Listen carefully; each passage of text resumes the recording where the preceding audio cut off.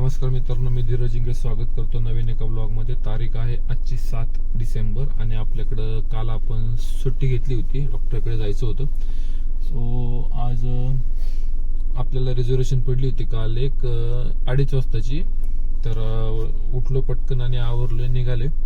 Gas अर्धे टाकी CNG पण भरला नाही, म्हणलं चला उशीर होईल। तर कस्टमरला कॉल पण केलाय आणि बिल्डिंगच्या खाली येऊन थांबलोय। कुणाला एकूण रोडपासून आपल्याला एअरपोर्टची राईड आहे 468 का 69 रुपये काहीतरी रिझर्वेशन पडली आपल्याला 18-19 किलोमीटरची। तर ठीक आहे, तिकडनं आता एअरपोर्ट पासून रिटर्न मिळाली पाहिजे। आणि 5 वाजताची पण आपण इथनंच पुढं काशीद पार्क पासून 13 किलोमीटरचे 13.5 किलोमीटरचे 298 का काहीतरी आहे। तर ती मॅच होती का बघायचं आता आपल्याला। बहुतेक नाही होणार कारण टायमिंग जास्त राहतोय। तर बघूया, आलोय कस्टमरच्या लोकेशनला। कस्टमर आता ट्रिप झाल्यानंतर करतो अपडेट। आलोय आपण एअरपोर्टला। तर 488 रुपये कस्टमरने 20 रुपये एक्स्ट्रा केले, 488 रुपये आपल्याला दिलेत। आता इथनं बघूया कुठं जातोय। तर ती ट्रिप पूर्ण झाल्यानंतर एअरपोर्टला काही ट्रिप वाजत नव्हते आपल्याला, कारण ते फ्लाईटचा इश्यू चालू आहे इंडिगोचा। तर तिथनं आपण स्टेशन साईडला निघालो होतो। तर येरवड्या ब्रिज पासून आपल्याला कोरेगाव पार्क पासून राईड आली वाकडची। तर ती राईड कंप्लीट झाली। एअरपोर्टला ट्रिप काय पडत नव्हती, तर इंडिगोचा इश्यू चालू आहे त्यामुळं ट्रिप काय पडत नव्हत्या। सो आपण तिथनं निघालो स्टेशन साईडला। तर आपल्याला on the way Koregaon park पासून ब्रिजच्या तिथनंच ट्रिप पडली वाकडची 321 रुपये। म्हणलं चला घेऊया। तर विषय असा होता की 4 जण होते, 2 मुली 2 मुलं। त्याच्यातला एक जण फुल टाईट होता, उलटी करत होता। मी त्यांना आधीच सांगितलं जर गाडीमध्ये उलटी वगैरे केली तर त्याचे पैसे एक्स्ट्रा द्यावे लागतील। ठीक आहे, त्या गोष्टीला ते ऍग्री झाले, पण होपफुली काय झालं नाही। त्याला आऊनमध्ये थोडीशी झाली, मग आपण साईडला घेऊन गाडीतनं ते खाली त्यांनी केली। तर ठीक आहे, ती सोडली। तिथनं आपण बाहेर पडत होतो, अर्धा किलोमीटर आलो असेल। तर तिथनं आपल्याला स्टेशनची आली 245 रुपये, 278 काहीतरी। तर 16 किलोमीटरचे काहीतरी होते।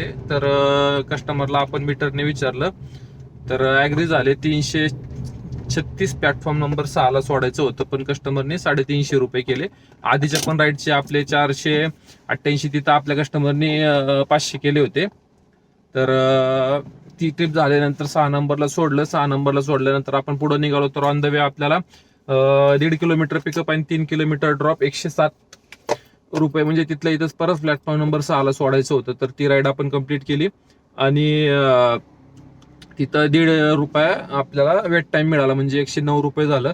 तिथनं आपण परत एअरपोर्टला आलो।